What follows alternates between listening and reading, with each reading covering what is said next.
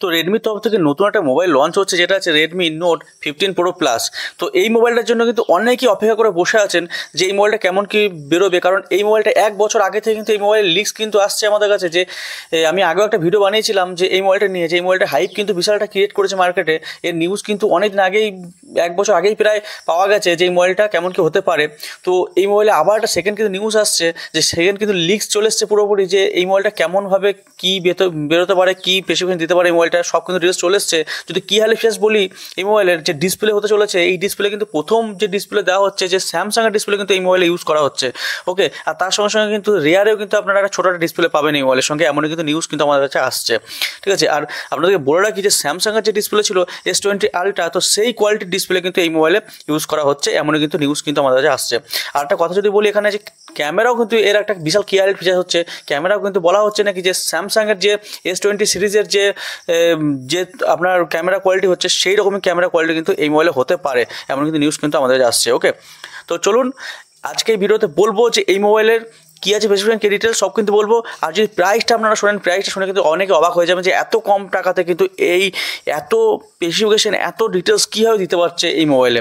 ওকে, তো চলুন ভিডিওটা স্টার্ট করা যাক। আর আপনাদেরকে বলে রাখি, এই ভিডিওটা কিন্তু কনসেপ্ট আর প্রেডিকশনও বেশ বানানো হচ্ছে। আর ভিডিওটা যদি আমরা হেল্পফুল হয়, ভিডিওটা কিন্তু অবশ্যই লাইক দিয়ে ভুলবেন না, বন্ধুর সঙ্গে শেয়ার করবেন। আর চ্যানেল নতুন হলে কিন্তু চ্যানেলটা কিন্তু সাবস্ক্রাইব করে রাখবেন এই ধরনের ভিডিও পাওয়ার জন্য। তো চলুন স্টার্ট করা যাক ভিডিওটা। তো প্রথম কথা বলবো যে এই মোবাইলের ডিসপ্লে নিয়ে। ডিসপ্লে সাইজ যদি কথা বলি, এখানে ডিসপ্লে সাইজ কিন্তু এখানে পাবেন আপনারা 6.8 ইঞ্চেস একটা LTPO অ্যামোলেড ডিসপ্লে কিন্তু পাবেন। আর তার সঙ্গে সঙ্গে ডিসপ্লে যে কোয়ালিটি বলি, এখানে 2K ডিসপ্লে কিন্তু পাবেন এর সঙ্গে। আর এর ডিসপ্লেকে আরও এনহ্যান্স করে দেয় এই ডিসপ্লের যে রিফ্রেশ রেট, যেটা আছে 165 হার্টজে কিন্তু রিফ্রেশ রেট আপনারা পেয়ে যাবেন। ওকে, তো এবার কথা বলি যে এই মোবাইলটা কিন্তু টোটালি কিন্তু স্যামসাংয়ের ডিসপ্লে দেওয়া হচ্ছে, এমনই কিন্তু নিউজ আমাদের কাছে আসছে। আর একটা কথা বলি, এখানে যে ব্যাক যে ডিসপ্লে দেওয়া হচ্ছে, সেই ডিসপ্লে কিন্তু এখানে 2.35 ইঞ্চেস কিন্তু ডিসপ্লে আপনারা পাবেন। এটাও কিন্তু সুপার অ্যামোলেড ডিসপ্লে করা হচ্ছে। আর এই ডিসপ্লের মাধ্যমে আপনারা নোটিফিকেশান দেখতে পাবেন, কল অ্যাটেন্ড করতে পারবেন, বা টাইম দেখতে পাবেন, সব কিন্তু এই ডিসপ্লেতে কিন্তু আপনারা করতে পারবেন। ওকে, তবে যদি কথা বলি যে এই মোবাইলের যে ক্যামেরা, যেটা কী হালে ফিচার্স, ক্যামেরা যদি কথা বলি, এখানে ট্রিপল রিয়ার ক্যামেরা করা হচ্ছে। এটা কিন্তু যে 3টেই যে লেন্স আছে, সেটাই কিন্তু 3টে লেন্সে কিন্তু এটা 50 মেগাপিক্সেল করা হবে, এমনই কিন্তু আমাদের কাছে নিউজ আসছে। আর এই ক্যামেরা দিয়ে কিন্তু আপনারা 20x জুম কিন্তু আপনারা করতে পারবেন। আর এই ক্যামেরা দিয়ে আপনারা 8K ভিডিও রেকর্ডিং কিন্তু আপনারা করতে পারবেন। ওকে, তো এবার কথা বলি যে এই মোবাইলের যে ফ্রন্ট ক্যামেরা কেমন করা হতে পারে। ফ্রন্ট ক্যামেরা যদি কথা বলি, এখানে 32 মেগাপিক্সেল ফ্রন্ট ক্যামেরা করা হবে। আর তার সঙ্গে সঙ্গে এই ক্যামেরা দিয়ে কিন্তু আপনারা 4K ভিডিও রেকর্ডিং করতে পারবেন। আর একটা কিএলএস স্পেস যদি কথা বলি, এই মোবাইলের সঙ্গে আপনারা কিন্তু একটা S Pen পাবেন, যেমন স্যামসাং S20 যে সিরিজের যে মানে ফোনগুলোতে যে একটা S Pen দেওয়া হয়, সেই রকম কিন্তু এখানেও কিন্তু একটা S Pen দেওয়া হবে, এমন কিন্তু নিউজ আসছে। আর এই S Pen দিয়ে আপনারা কী করতে পারবেন, এখানে কিন্তু আপনারা লেখালেখি করতে পারবেন এই S Pen দিয়ে। আর তার সঙ্গে সঙ্গে কিন্তু এই S Pen দিয়ে আপনারা সেলফি নিতে পারবেন। ওকে, আরও অনেক কাজ আছে S Pen-এর। ওকে, এই S Pen-এ কিন্তু একটা ক্যামেরাও দেওয়া হচ্ছে। S Pen-এর ক্যামেরা দিয়ে কিন্তু আপনারা ডকুমেন্ট কিন্তু স্ক্যান করতে পারবেন, এমন কিন্তু নিউজ আসছে।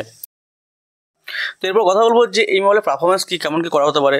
তো পারফরমেন্সের কথা বলি, তো চিপসেট যে ইউজ করা হচ্ছে, এটা কিন্তু স্ন্যাপড্রাগনের তরফ থেকে নতুন একটা চিপসেট ইউজ করা হচ্ছে, যেটা আছে স্ন্যাপড্রাগনের 8 Gen 5, একটা লেটেস্ট কিন্তু চিপসেট দেওয়া হতে পারে এই মোবাইলের সঙ্গে, এমন কিন্তু নিউজ আসছে। তো আপনারা বুঝতে পারছেন যে এই চিপসেট দেওয়া হয় এই মোবাইলে, তো মোবাইলটা কিন্তু একদম ল্যাগ ফ্রি ইউজ হবে। গেমিং কিন্তু খুব হাই ডেফিনেশনের গেম কিন্তু আপনারা খেলতে পারেন এই মোবাইলের সঙ্গে। মানে মোবাইল যদি কথা বলি পারফরমেন্স দিক থেকে, একদম one of the best mobile কিন্তু হতে চলেছে এই মোবাইলটা। ওকে, আর এই মোবাইলটা কিন্তু Android 15-এর ওপরে কিন্তু চলবে এই মোবাইলটা। ওকে, এরপর কথা বলবো যে এই মোবাইলের যে ব্যাটারি যদি কথা বলি, এখানে বড় একটা ব্যাটারি দেওয়া হচ্ছে, যেটা আছে 7000 mAh ব্যাটারি দেওয়া হচ্ছে। তার সঙ্গে সঙ্গে 80 ওয়াটের কিন্তু একটা ফাস্ট চার্জার দেওয়া হবে।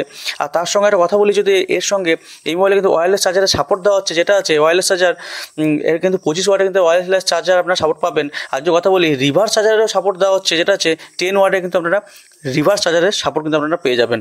তো এবার আপনারা বলুন যে এই মোবাইলটার স্পেসিফিকেশন দেখে যে প্রাইস কত কী হতে পারে।